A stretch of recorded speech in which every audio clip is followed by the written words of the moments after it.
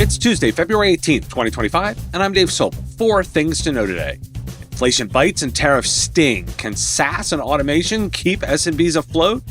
AI, Industry 5.0 and IT growth. Germany's tech expansion meets a talent shortage. Less data, more smarts. A study says LLMs don't need massive datasets to learn. And $4 billion in loans. Kaseya's balancing act between expansion and expense. This is the business of tech. Small businesses across the United States are feeling the impact of tariffs imposed by President Donald Trump on imports from China, Canada, and Mexico. These tariffs, which include a 10% tax on Chinese products, are causing manufacturing costs to rise, leading many small business owners to increase prices for consumers. As reported in The Verge, Valerie Schaefer-Franklin, co-owner of a handmade leather goods company in Oregon, reported a 20% price hike on specialty screws due to the tariffs. The interconnected nature of modern manufacturing means that costs are passed down the supply chain, affecting those businesses that produce goods domestically.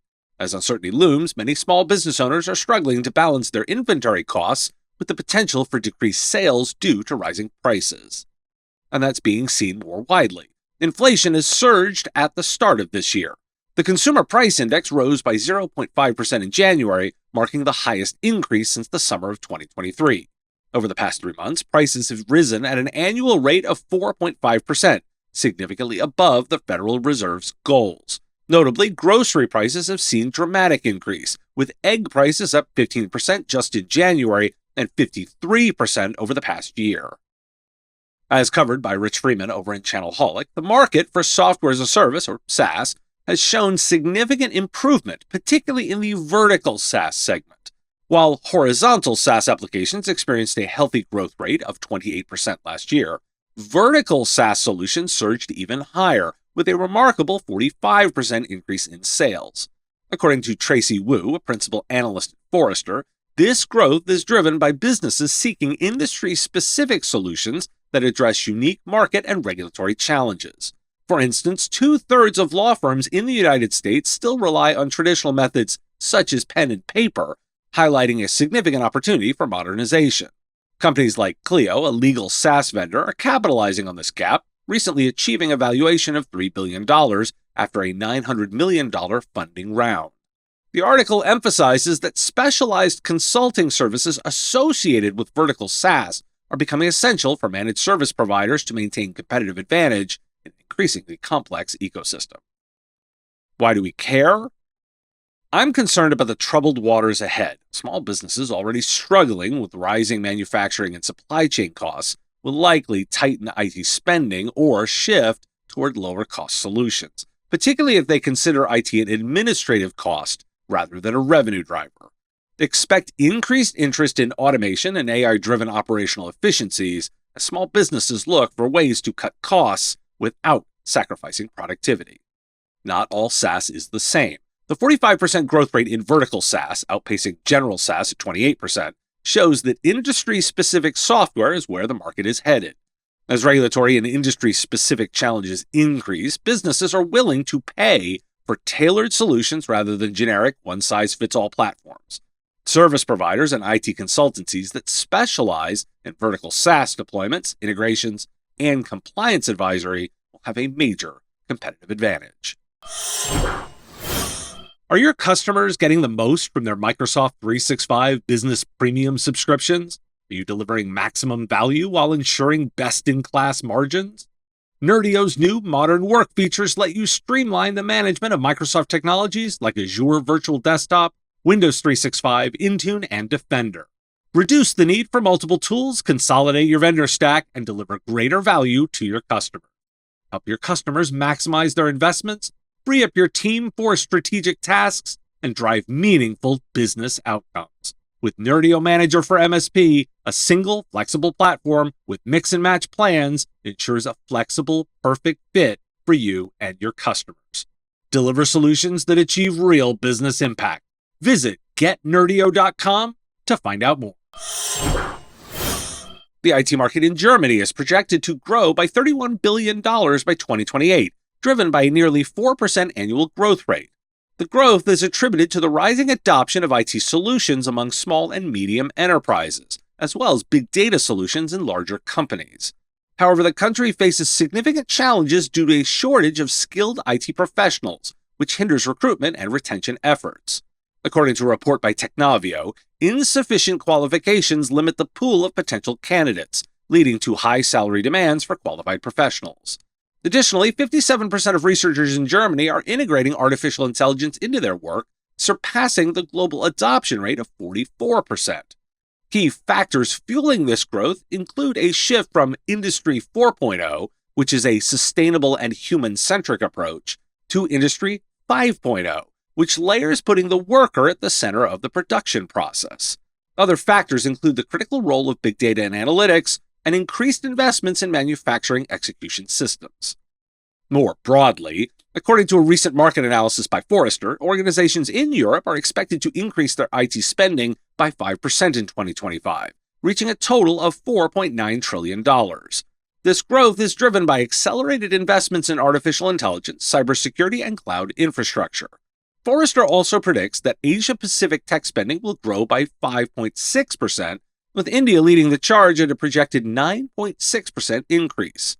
The report highlights that software and IT services will account for 66% of global technology spending in 2025, fueled by investments in cybersecurity and modernization of legacy systems.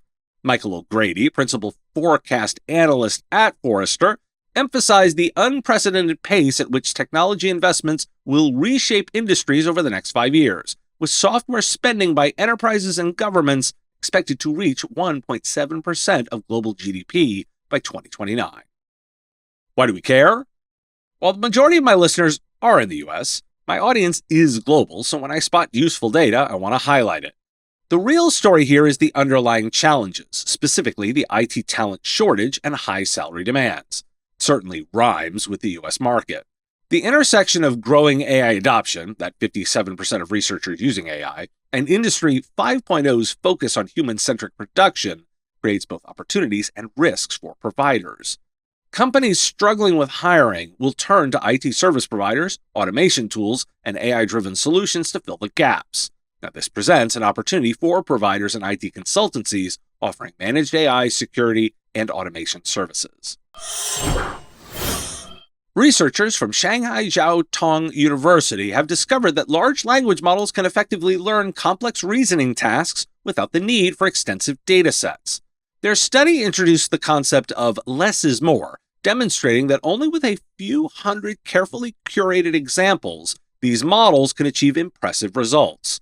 For instance, a model fine-tuned on 817 training examples reached 57.1% accuracy on a challenging benchmark, outperforming models trained on significantly larger datasets. The findings suggest that the inherent knowledge acquired during the pre-training phase allows these models to generalize effectively, making it feasible for enterprises to customize models without the extensive resources typically required. Why do we care? This research challenges the prevailing assumption that fine-tuning large language models requires massive datasets. If models can achieve competitive performance with only a few hundred carefully selected examples, this could drastically lower the cost and resource burden for enterprises looking to customize AI solutions. We're seeing the further commoditization of the models. Let's note that data remains the key leverage. Commoditization heavily benefits companies with access to high-quality domain knowledge. Organizations with deep industry expertise will have an edge in selecting the best examples, leaving those without such expertise at a disadvantage. Morgan Stanley is exploring options to raise nearly $4 billion in leveraged loans for Kaseya Incorporated, an IT management software company backed by Insight Partners. This initiative aims to refinance the company's existing private debt. The proposed deal includes two segments, approximately $3 billion in a first lien loan and just under $1 billion in a second lien loan. Initial discussions suggest pricing for the first lien loan could be around 3.25 percentage points above the benchmark rate, while the second might be in the high 4 percentage point range. The transaction could officially launch as soon as this week, although plans remain tentative. Kaseya previously secured $3.7 billion in debt in 2022 to finance its acquisition of Datto Holding Corporation. Why do we care? That's a lot of debt. Kaseya has recently reported significant profits. This is clearly where the profits are going right now, so a refinance makes sense. The business brings the interest rates down, and with the potential to push out the maturity dates too. The business theory here is that you use the debt initially to push up revenue, and then are in a position that allows you to refinance and pay down the debt, which continues the cycle. Refinancing the debt now also makes the business easier to sell as the balance sheet looks better. Buyers like Broadcom or Cisco both come to mind.